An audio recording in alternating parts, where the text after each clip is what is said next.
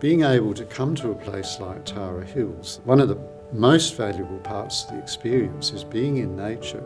Now, that's where our body's actually built to be, and we live in a very artificial environment, and that has a very profound effect on our bodies that we don't realise.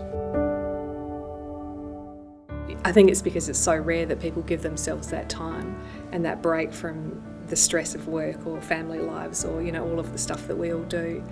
And to just have a whole weekend to pay attention to their inner experience and what's actually going on for them, and to be able to process things that are happening in their life is an incredible gift, and it's rare. We don't tend to allow ourselves that time very much. I think they're brilliant. I think they're integral to like a meditation practice. It's such a good opportunity to just come up, get out of the fray and practice, but give yourself time to rest, to relax, open out to nature. I love the theory in them. I love learning and then being able to go back to my room or walk around in nature or lay in a field and just think about what we've been learning or practicing meditation.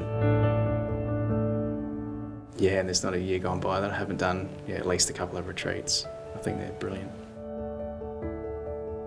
I went to a 3-day weekend retreat, which it was amazing. Tara Hills, located in a gorgeous part of South Australia, and the teachers were amazing. We had yoga, we had classes, we had plenty of time to relax and balance ourselves, just coming from a crazy day-to-day schedule. 3 days of peacefulness and getting that balance back is just an amazing experience. A retreat in the sense that you move away from everything that can rattle you emotionally, so you have the opportunity to look at your own emotions and see what's there, see what's really happening, and also just to retreat from life, to relax a little bit. You can be whatever you want it to be, basically.